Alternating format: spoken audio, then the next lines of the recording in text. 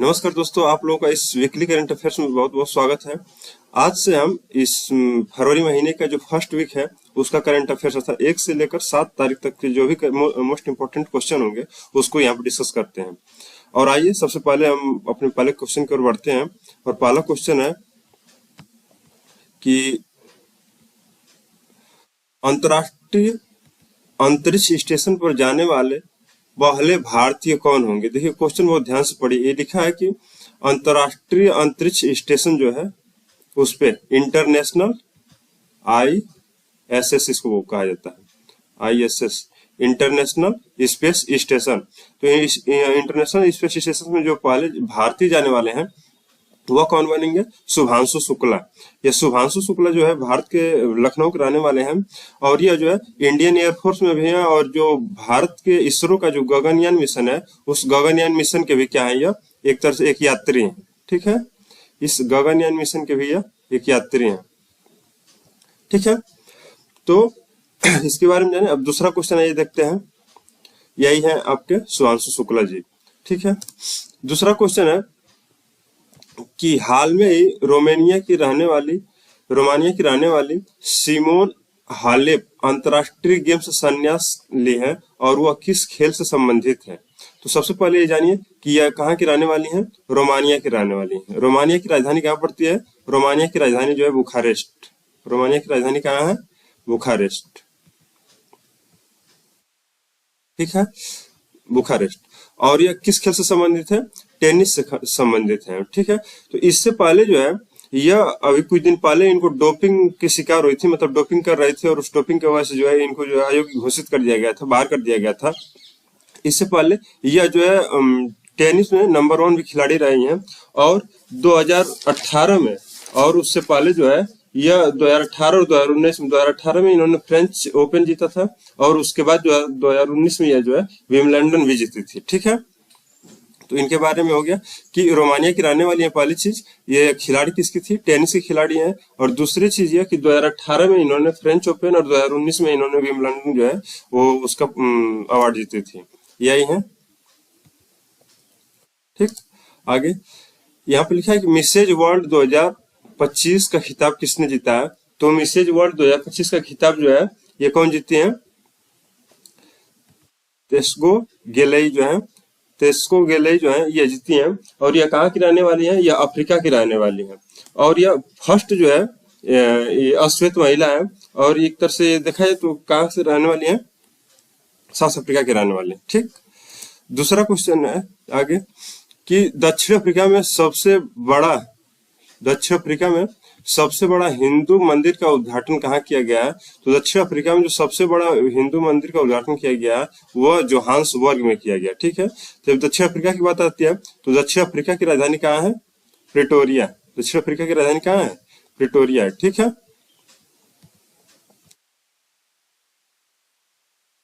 इसके बाद दक्षिण अफ्रीका जब आता है ना तो यहाँ से एक बार और क्वेश्चन आता है कि दक्षिण अफ्रीका से गांधी जी कब आए थे? 9 जनवरी 1915 को, 1900। पिछले वीडियो में भी ये चीज बताए थे। 9 जनवरी 1915 को आए थे। और इस 9 जनवरी 1915 के वहां से आने के कारण जो है 9 जनवरी के दिन पर जो है अप्रवासी दिवस मनाया जाता है, प्रवासी दिवस मनाया जाता है भारत में। ठीक है, अगला क्वेश्चन यहाँ पर इस मंदिर का दिया गया। और ये एक तरह से यह मंदिर जो है यह केवल दक्षिण अफ्रीका के ही नहीं बल्कि सदर्न हेमिस्फेयर में अर्थात दक्षिणी गोलार्ध में जो है सबसे बड़ा हिंदू मंदिर भी है। यह जो है जो दक्षिण अफ्रीका में बना है यह दक्षिण अफ्रीका में ही नहीं बल्कि यह जो सदर्न हेमिस्फेयर या दक्षिणी गोलार्ध में जो है सबसे बड़ा हिंदू मंदिर भी है। ठीक है, दूसरा क्वेश्चन है कि चमन अरोड़ा को 2024 का साहित्य अकादमी अवार्ड दिया गया। यह किस भाषा के लिए दिया गया? तो चमन अरोड़ा जो है इनको किस भाषा के लिए दिया गया? चमन अरोड़ा जी को जो है ओडिया के लिए दिया गया है। इनको नहीं, ओडिया के नहीं, डोगरी के लिए दिया गया। सॉरी, किसके लिए दिया गया? चमन अरोड़ा जी को जो है यह डोगरी के लिए पुरस्कार दिया गया है। और 8 मार्च को यह पुरस्कार इनको प्रदान किया जाएगा। घोषणा कर दिया गया कि इनको नॉमिनेशन कर दिया गया और इनको दिया जाएगा। ठीक, यही है चमन अरोड़ा जी। भारत का पहला आर्टिफिशियल विश्वविद्यालय कहाँ स्थापित होगा? तो भारत का जो पहला AI विश्वविद्यालय है, AI यूनिवर्सिटी जो डेवलप किया जाएगा वो कहाँ किया जाएगा? महाराष्ट्र में किया जाएगा। कहाँ पे? जैसे अभी देखिए कुछ दिन पहले एआई और डीपसीक दो बहुत बड़े जो है एआई टूल्स के बारे में पता चला है। जैसे चैट जीपीटी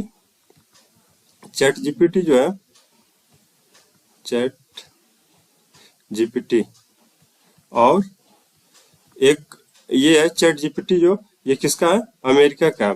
वहीं पे एक इसकी चाइना की है जो आई है अभी मार्केट में, उसका नाम है डीपसीक।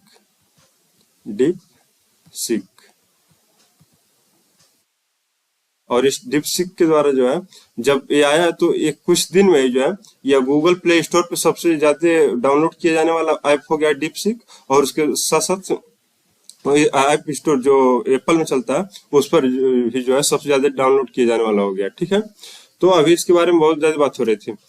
इसके बाद देखिए अगला क्वेश्चन है कि अंतर्राष्ट्रीय वायु परिवहन संघ की रिपोर्ट के अनुसार अमेरिका को वैश्विक घरेलू उड़ान में दूसरे नंबर पर रखा गया है। इसमें पहले स्थान पर किसको रखा गया? तो देखा जाए तो जो वैश्विक घरेलू अर्थात इंटरनल जो डोमेस्टिक उड़ान होती है, उस डोमेस्टिक उड़ान में जो है सबसे पहले नंबर पर कौन है? भारत है। और उसके बाद जो है दूसरे नंबर पर कौन है? अमेरिका है। उसके बाद तीसरे नंबर पर इसमें कौन आता है? चाइना। तीसरे नंबर पर कौन आता है इसमें? चाइना। चाइना जो है इसमें तीसरे नंबर पे आता है। मतलब कि घरेलू सबसे ज्यादा जो उड़ान की जाती है भारत में, वो ये भारत में की जाती है। और उसके बाद दूसरे नंबर पर जो कौन आता है? अमेरिका। और उसके बाद तीसरे नंबर पर जो घरेलू के मतलब घर के अंदर सीमा के क्षेत्र के अंदर जो सबसे ज्यादा उड़ान की जाती है, यात्रियों को ले जाया जाता है, वह जो है इस समय कौन है? चाइना है। ठीक, भारत में लगभग 163 मिलियन लोगों को जो है इस बार जो है उड़ान कराया गया है। अगला क्वेश्चन है, देखिए यहाँ पर लिखा है कि India tops global list in passenger loads on domestic flights reports, इसके अनुसार जो है। ठीक है, अगला क्वेश्चन है कि कैंसर जीनोम डेटाबेस किस आईआईटी ने लॉन्च किया है? तो कैंसर जीनोम डेटाबेस का मतलब क्या है कि जो किस कारण से कैंसर होता है और उसके बारे में कैसे कैसे होता है, उसके बारे में पूरा जो है एक जानकारी इकट्ठा की गई है। और ये जो जानकारी इकट्ठा की वो कौन किया है? आईआईटी मद्रास ने किया है। आईआईटी मद्रास ने किया, क्योंकि कैंसर तो बहुत सारे प्रकार के होते हैं, जैसे लंग कैंसर हो गया, फिर ब्लड कैंसर हो गया, फिर ओरल कैंसर हो गया। तो इस प्रकार से बहुत सारे कैंसर होते हैं। और उस जैसे और महिलाओं में जो सबसे ज्यादा कैंसर होने वाला है वो है ब्रेस्ट कैंसर। ठीक है, इस ब्रेस्ट कैंसर को लेकर के जो है बहुत सारे डेटा इकट्ठा किया गया है। और ये जो डेटा इकट्ठा किया गया है वो किसके द्वारा किया गया है? आईआईटी मद्रास के द्वारा किया गया है।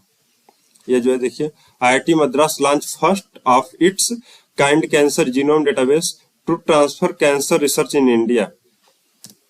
अगला क्वेश्चन है कि the first Raisina Middle East conference जो है कहाँ संपन्न हुआ? रायसीना की जब बातें थी तो रायसीना की जब बातें सबसे पहले ये पता होना चाहिए कि जो भारत का राष्ट्रपति भवन है, जो भारत का राष्ट्रपति भवन है वह जो है रायसीना हिल पे स्थित है। किस हिल पे स्थित है? रायसीना हिल पे स्थित है। लेकिन यह रायसीना मिडिल ईस्ट की बात कर रहा है। तो मिडिल ईस्ट में कौन कौन आते हैं?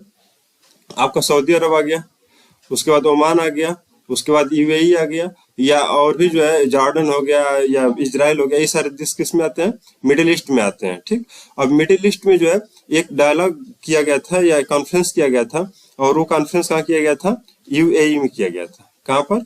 यूएई, इसका मतलब यूनाइटेड अरब अमीरात, संयुक्त अरब अमीरात इसको हिंदी में कहते हैं। ठीक है, यहाँ पर किया गया था। और यहाँ पर जब किया गया तो इसमें चीफ गेस्ट जो थे, इसमें चीफ गेस्ट कौन थे?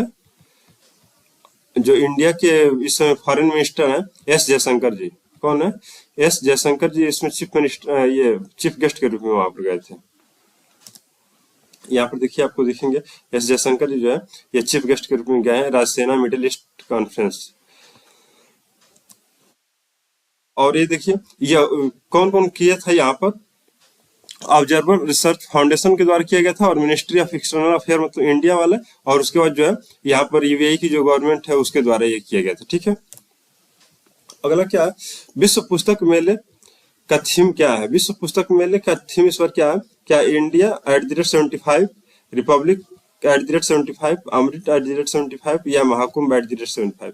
तो इसका आंसर है कि रिपब्लिक से @75। ये जो है इस पुस्तक मेले का जो आयोजन है वो कहाँ किया गया था? इस पुस्तक मेले का आयोजन जो है दिल्ली में किया गया था। और दिल्ली की जो है भारत मंडपम में किया गया था। और लगभग इसमें 1000 एग्जिबिटर्स आए थे और 1.8 मिलियन विजिटर्स थे। और 70 कंट्री के लोग जो है इसमें शामिल हुए थे। अगला क्वेश्चन है कि भारत ने किसे हराकर ICC under 19 women's T20 World Cup अपने नाम किया है? तो यह देखिए, यह दूसरी बार भारत जीता है। और यह भारत किसको हरा करके जीता है? इस बार जो हरा करके जीता है वो साउथ अफ्रीका को हरा कर जीता है। इस बार किसको हरा करके जीता है? साउथ अफ्रीका को। और यह हुआ कहाँ था? मलेशिया की राजधानी कुआलालंपुर में। मलेशिया की राजधानी जो है कहाँ है? कुआलालंपुर है। और उस कुआलालंपुर में हुआ था गेम, और वहां पर जो है ये जो है under 19 women's T20 World cup जो है भारत ने जीता है। इससे पहले यह लगातार इसका दूसरी बार है। इससे पहले 2023 में भी जो है under 19 women's T20 World cup जो जीत चुकी है। और ये जो दूसरा अभी हुआ था, और दूसरा जो है फिर से भारत ने ही जीता है। जो पिछली बार 2023 में हराई थी वह इंग्लैंड को हराई थी, और इंग्लैंड को कहाँ पर हराई थी? वो साउथ अफ्रीका में हराई थी। ठीक, उस समय साउथ अफ्रीका में हराई थी, वहां पर हुआ था। ठीक, यही देखिए। अगला क्वेश्चन है कि हाल ही में भारत में के कितने नए रामसर साइट को जोड़ा गया है? ठीक है, तो इसमें जो है 4 नए रामसर साइट को जोड़ा गया है। क्यों? क्योंकि 2 फरवरी को जो है 2 फरवरी को क्या मनाया जाता है? वर्ल्ड वेटलैंड डे मनाया जाता है। World wetland day. ठीक, वर्ल्ड वेटलैंड डे मनाया जाता है। और इसी दिन जो है ये घोषित किया गया कि 4 और भी साइटों को जो है भारत में जोड़ा गया है। कौन कौन से 4 इसमें साइट है? इसमें आप देखेंगे तो जो पहला साइट है उसका नाम है खेचोपल्ली। उसके बाद यहाँ पर देखिए खेचोपल्ली, यहाँ पर है खेचोपल्ली, जो कहाँ का? सिक्किम का। अर्थात इसमें यही याद रखने वाली चीज है कि एक सिक्किम का हो गया, एक झारखंड का हो गया, और 2 तमिलनाडु के हो गए।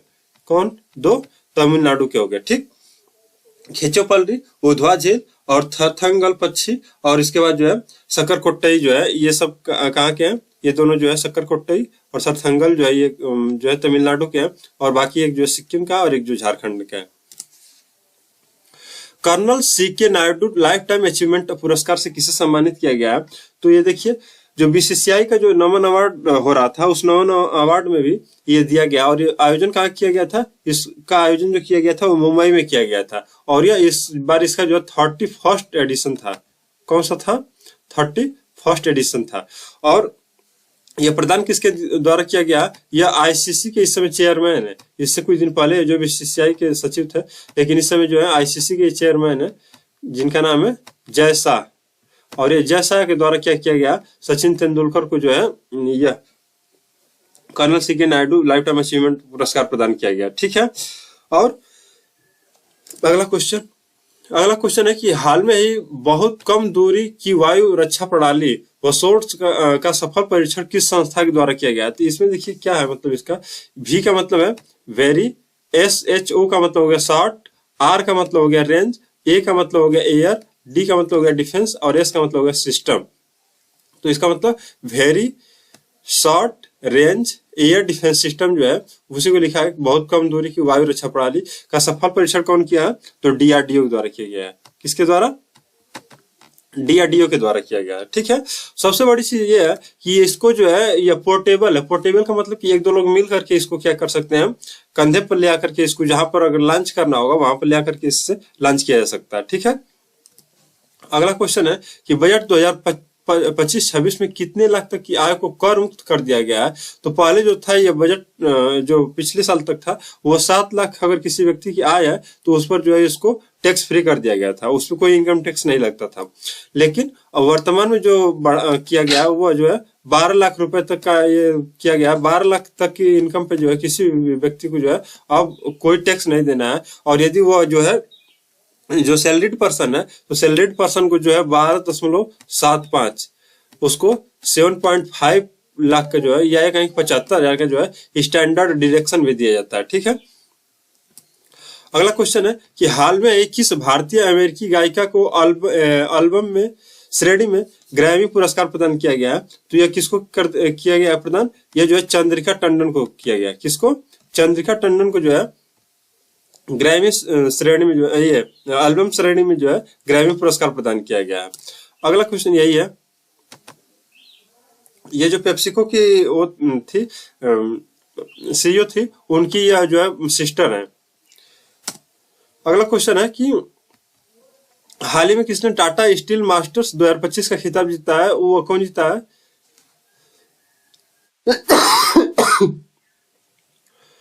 तो हाल ही में टाटा स्टील मास्टर का खिताब किसने जीता है?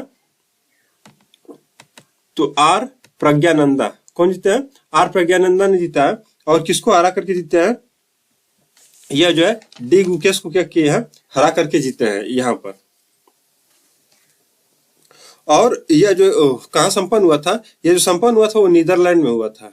NEITHER, Netherlands. नीदरलैंड में संपन्न हुआ था। वो विजेता के रूप में कौन हो गए थे यहाँ पर? डी गुकेश। और लेकिन इससे पहले जो सबसे पहले यह टाटा स्टील मास्टर्स 2025 का खिताब जीते थे वो कौन जीते थे? विश्वनाथ आनंद। विश्वनाथ आनंद जी जो है सबसे पहले इसको भारत की तरफ से जीते हैं अभी तक। अगला क्वेश्चन है, यही है आर प्रज्ञानंदा।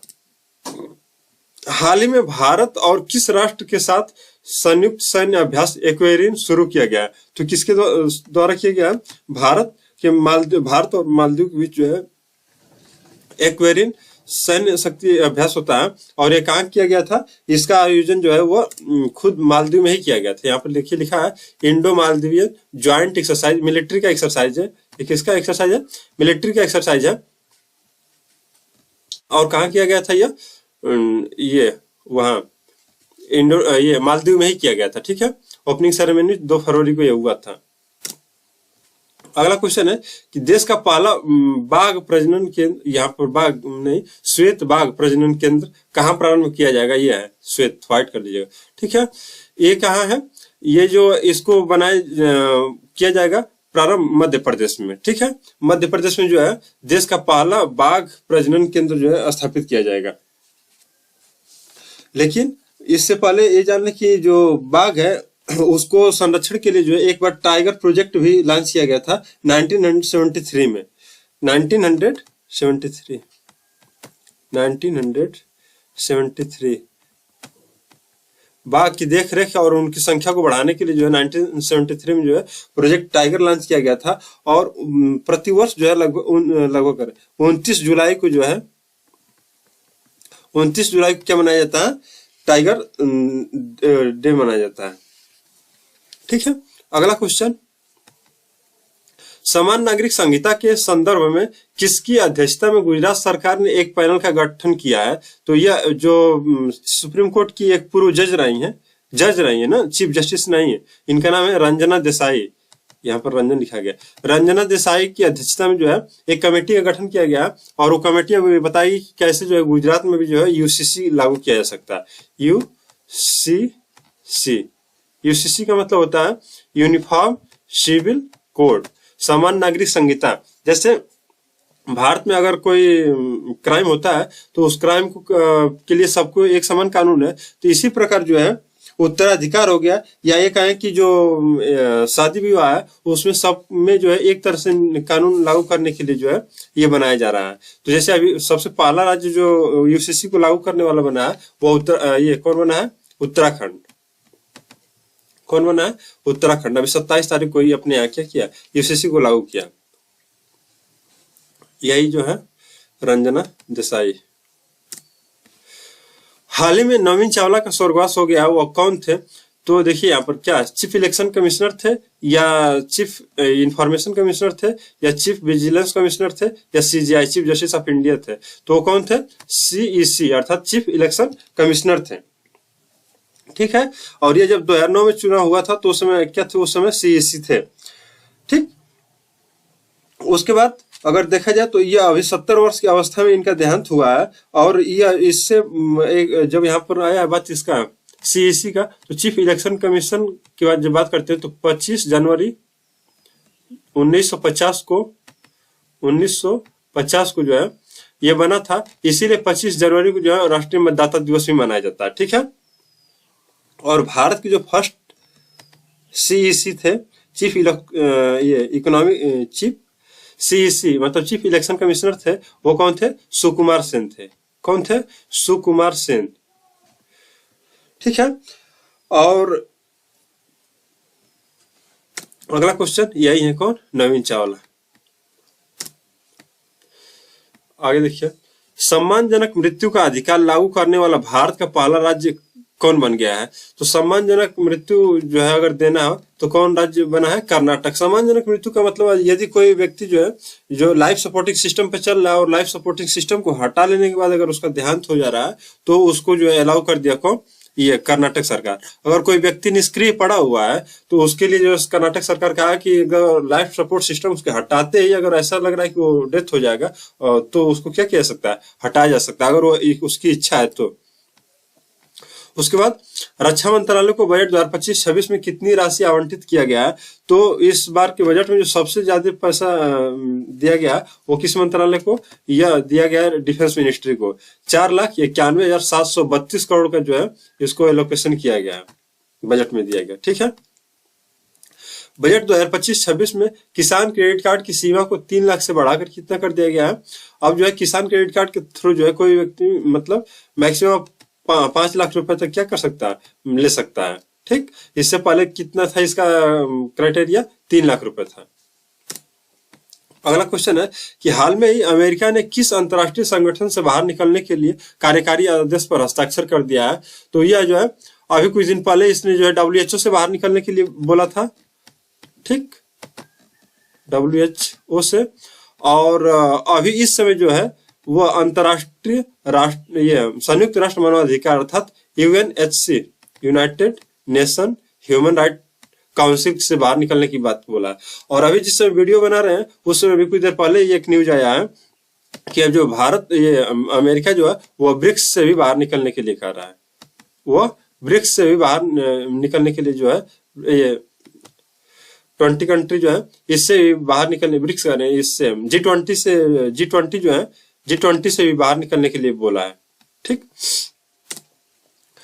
हाल में संयुक्त सैन्य अभ्यास ट्रोपेक्स 25 का कहां पर आयोजन किया गया था। तो इसका आयोजन कहां किया गया था, प्रशांत महासागर में किया गया था या अटलांटिक महासागर में, दक्षिण महासागर में या हिंद महासागर। तो इसका आयोजन कहां किया गया था, ये किया गया था हिंद महासागर में। तो भारत की जो है दोनों कमांड, एक है कि पूर्वी और पश्चिमी कमांड जो थी नौसेना की, उन दोनों के बीच क्या किया गया, ये अभ्यास किया गया, ट्रोपेक्स अभ्यास। ठीक है।